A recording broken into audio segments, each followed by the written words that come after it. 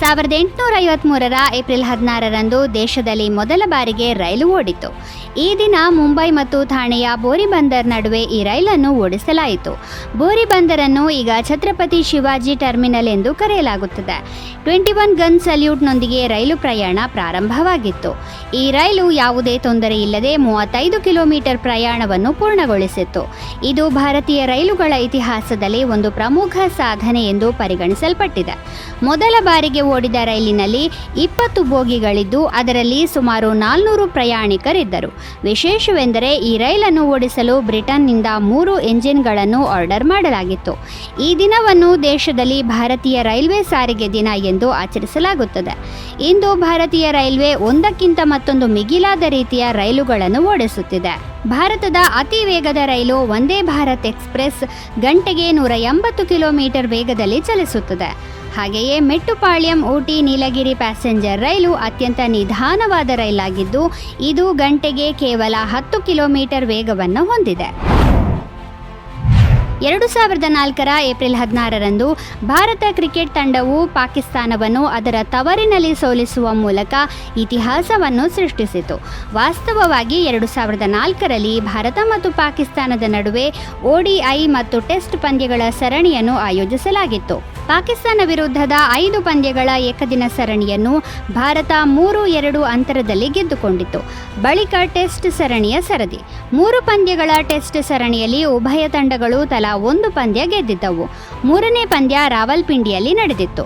ಮೊದಲ ಇನ್ನಿಂಗ್ಸ್ನಲ್ಲಿ ಪಾಕಿಸ್ತಾನವನ್ನು ಕೇವಲ 224 ರನ್ಗಳಿಗೆ ಆಲ್ಔಟ್ ಮಾಡಿದ ನಂತರ ಭಾರತ ಸ್ಕೋರ್ ಬೋರ್ಡ್ನಲ್ಲಿ 600 ರನ್ ಕಲೆ ಹಾಕಿತು. ಎರಡನೇ ಇನ್ನಿಂಗ್ಸ್ನಲ್ಲಿ ಪಾಕಿಸ್ತಾನವನ್ನು 245 ರನ್ಗಳಿಗೆ ಆಲ್ಔಟ್ ಮಾಡಿದ ನಂತರ ಭಾರತ ಈ ದಿನ ಪಂದ್ಯವನ್ನು 131 ರನ್ಗಳಿಂದ ಗೆದ್ದು ಇನ್ನಿಂಗ್ಸ್ ಕೂಡ ಗೆದ್ದುಕೊಂಡಿತು. ಇದು ಪಾಕಿಸ್ತಾನದ ನೆಲದಲ್ಲಿ ಭಾರತಕ್ಕೆ ಮೊದಲ ಟೆಸ್ಟ್ ಸರಣಿ ಜಯವಾಗಿದೆ. ಈ ಪಂದ್ಯದಲ್ಲಿ ಪಾಕಿಸ್ತಾನದ ನಾಯಕ ಇಂಜಮಾಮ್ ಉಲ್ ಹಕ್ ಆಗಿದ್ದರೆ ಭಾರತ ತಂಡದ ನಾಯಕತ್ವ ಸೌರವ್ ಗಂಗೂಲಿಯವರ ಕೈಯಲ್ಲಿತ್ತು. 1966ರ ಏಪ್ರಿಲ್ 16ರಂದು ದೇಶದ ಪ್ರಸಿದ್ಧ ಚಿತ್ರಕಾರ ನಂದಲಾಲ್ ಬೋಸ್ ಪಶ್ಚಿಮ ಬಂಗಾಳದ ಶಾಂತಿನಿಕೇತನದಲ್ಲಿ ನಿಧನರಾದರು. ದೇಶದ ಸಂವಿಧಾನದ ಮೂಲ ರಚನೆಯನ್ನು ತಮ್ಮ ಕಲೆಯಿಂದ ಅಲಂಕರಿಸಿ ಸುಂದರಗೊಳಿಸಿದ ಕೀರ್ತಿ ನಂದಲಾಲ್ ಬೋಸ್ ಅವರಿಗೆ ಸಲ್ಲುತ್ತದೆ. ಬಿಹಾರದ ಮುಂಗೇರ್ನಲ್ಲಿ 1882ರ ಡಿಸೆಂಬರ್ 3ರಂದು ಜನಿಸಿದ ನಂದಲಾಲ್ ಬೋಸ್ ಅವರ ಪ್ರತಿಭೆ ಮತ್ತು ಕಲಾಕ್ಷೇತ್ರದಲ್ಲಿನ ಕೊಡುಗೆಗಾಗಿ ಭಾರತ ಸರ್ಕಾರವು ಪದ್ಮವಿಭೂಷಣ ಪ್ರಶಸ್ತಿಯನ್ನು ಸಹ ನೀಡಿತ್ತು. 1957ರಲ್ಲಿ ಕಲ್ಕತ್ತಾ ವಿಶ್ವವಿದ್ಯಾನಿಲಯವು ಅವರಿಗೆ ಡಿಲಿಟ್ ಪದವಿ ನೀಡಿ ಗೌರವಿಸಿತು. ನಂದಲಾಲ್ ಬೋಸ್ ಮೂಲತಃ ಭಾರತೀಯ ಪರಿಸರವನ್ನು ತಮ್ಮ ವರ್ಣಚಿತ್ರಗಳಲ್ಲಿ ಸಂರಕ್ಷಿಸಲು ಮತ್ತು ತೋರಿಸಲು ಹೆಸರುವಾಸಿಯಾಗಿದ್ದಾರೆ. 1922ರಲ್ಲಿ ಅವರು ಶಾಂತಿನಿಕೇತನದ ಕಲಾಭವನದ ಪ್ರಾಂಶುಪಾಲರಾಗಿ ನೇಮಕಗೊಂಡರು. ಯುವ ವರ್ಣಚಿತ್ರಕಾರರಾಗಿ ನಂದಲಾಲ್ ಬೋಸ್ ಅವರು ಅಜಂತಾ ಗುಹೆಗಳ ಕಲಾಕೃತಿಗಳಿಂದ ಆಳವಾಗಿ ಪ್ರೇರಿತರಾಗಿದ್ದರು. ವ್ಯಾಸಂಗದ ಅವಧಿಯಲ್ಲಿ ಅವರಿಗೆ ಹಲವು ಅಂತಾರಾಷ್ಟ್ರೀಯ ಮಟ್ಟದ ಕಲಾವಿದರ ಒಡನಾಟ ಸಿಕ್ಕಿತ್ತು. ದೆಹಲಿಯ ನ್ಯಾಷನಲ್ ಗ್ಯಾಲರಿ ಆಫ್ ಮಾಡರ್ನ್ ಆರ್ಟ್ನಲ್ಲಿ ನಂದಲಾಲ್ ಬೋಸ್ ಅವರ 7,000 ಕೃತಿಗಳನ್ನು ಸೇರಿಸಲಾಗಿದೆ. 1972ರ ಏಪ್ರಿಲ್ 16ರಂದು ಅಮೆರಿಕದ ಬಾಹ್ಯಾಕಾಶ ಸಂಸ್ಥೆ ನಾಸಾವು ಅಪೋಲೋ 16 ಅನ್ನು ಉಡಾವಣೆ ಮಾಡಿತು. ಅಪೋಲೋ 16 US ಅಪೋಲೋ ಬಾಹ್ಯಾಕಾಶ ಕಾರ್ಯಕ್ರಮದಲ್ಲಿ 10ನೇ ಸಿಬ್ಬಂದಿ ಮಿಷನ್ ಆಗಿತ್ತು. ಇದು ಚಂದ್ರನ ಮೇಲೆ ಇಳಿಯಲು 5ನೇ ಮತ್ತು ಅಂತಿಮ ಮಿಷನ್ ಆಗಿತ್ತು.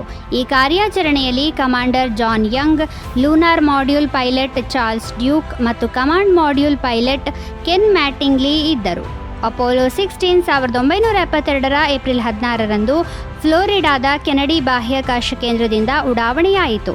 ಚಂದ್ರನ ಕಡೆಗೆ ಹೋಗುವ ಮಾರ್ಗದಲ್ಲಿ ಹಲವಾರು ಸಣ್ಣ ದೋಷಗಳನ್ನು ಎದುರಿಸಿತು.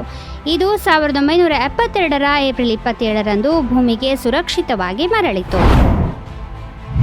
1964ರ ಏಪ್ರಿಲ್ 16ರಂದು ಬ್ರಿಟಿಷ್ ಇತಿಹಾಸದಲ್ಲಿ ಅತಿ ದೊಡ್ಡ ಮತ್ತು ಅತ್ಯಂತ ಪ್ರಸಿದ್ಧ ಅಪರಾಧವಾದ ದಿ ಗ್ರೇಟ್ ಟ್ರೈನ್ ರಾಬರಿಗಾಗಿ 12 ಜನರಿಗೆ 307 ವರ್ಷಗಳ ಜೈಲು ಶಿಕ್ಷೆ ವಿಧಿಸಲಾಯಿತು.